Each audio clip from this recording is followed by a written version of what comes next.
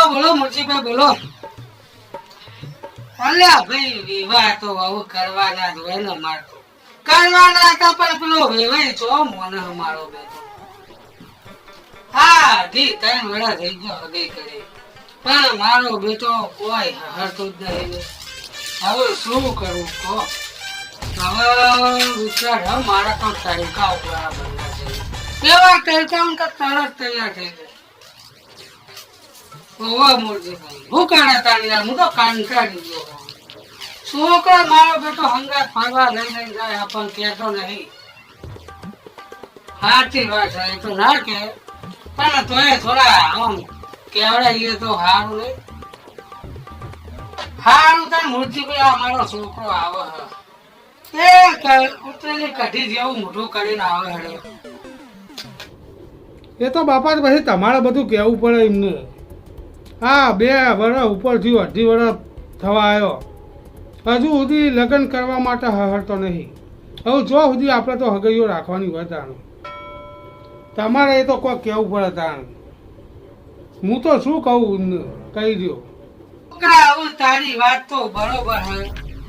હું એ કંટાળ્યો 2-3 વખત કઈ લગ્ન કરો પણ ના કરે તો હું એ શું કરું. હા હેડ હું જઉં હું આ વેવાઈ ના જોડે એમને કહું કે ભાઈ શું કરવાનું હતો મારે. અરે આ છોકરા તું એ હંગાત કેટલા પિક્ચર ને વિચાર જોવા જો તો પછી એને કહી દેવાય ને કા થોડી ઘૂંકાવાય કે તું તારી માને કે હું લગ્ન કરવાનું કરે પછી ચો સુધી પડી રાખવાનું હોય. એનો પાછળ એનો ભાઈ ગુણ હોય ને બધો બાકી હોય તો પછી થાય. એમની રાહ જોઈને જઈએ તો આપણે અડધો ભેગો થઈ ગયો. ફરવા જઈએ કણ હંગાત શું કહે બાપા. એને છોડીને થોડું કહેવાય અને એ છોડીના બાપાને થોડું કહે કે મારા લગ્ન કરવા આવ્યું. થોડા તમારે જઈને થોડા ટેરકાપા પડી કે ભાઈ 3 વર્ષ થયો લગ્નનું. હવે સગવડ બગવડ ના હોય તો કીએ અમે ટેકો કરીએ પણ લગ્ન કરી દો કીએ. હવે ચો સુધી અમારા લગ્ન રાહ જોઈને બેસી રહેવાનું. તું જાય એટલે કહી દે ને કે ભાઈ તારી માને કે ભાઈ વિવાહ કરે. હા બધું ગોળોમાં ખાવાનું લઈ જાય છે કંટાળે 3 વર્ષથી કેટલું ખાવાનું લઈ ગયા. હવે આપણે તો ઈમો આખા લગ્ન નો ખર્ચો થાય એટલો ખર્ચો થઈ જાય. હવે કેટલા વર્ષ હગે રાખવાની.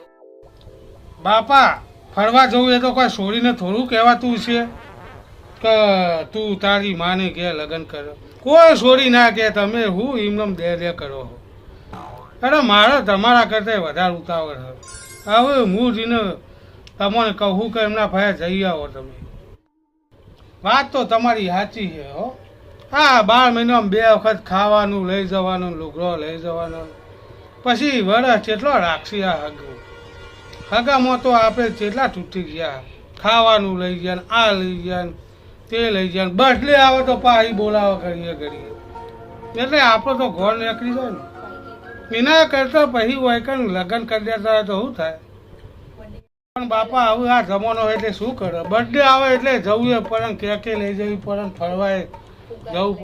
આમાં એવું હોય ને બાપા એમનું પાછળ એક છોકરું બાકી છે ને બીજું એનું થઈ જાય તો 2 ભેગો કરી દે એટલે મને લાગે નહીં કરતા રે હો. સાચું કહું બસ એમનું ભેગું કરવાની રાહ જોવામાં તો આપણો ટેટો તૂટી જાય ને. શું કેવું તમારું બાપા. સારું તાણ આટલી વખત મારા હાહરાને હાહુને કહો તો ખરા કે ભાઈ હવે આ દિવાળી ઉપર શિયાળામાં લગ્ન કરી દો તમે. નકા પછી અમારે તો શું કરવાનું કયો તા. બાપા હું પરમદાર જ નતો જ્યો એને મૂકવા જ્યો એટલે વાત થઈ હતી મારે. શું કહેતા હતા ખબર છે તમને?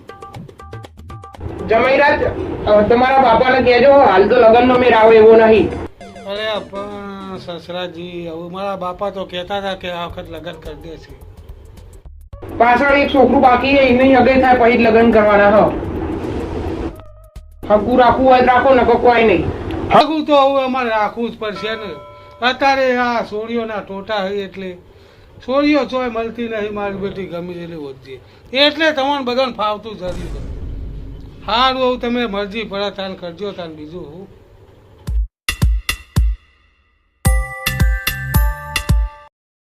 નમસ્તે મિત્રો, અમારો આ વિડીયો ફક્ત ને ફક્ત મનોરંજન માટે હતો.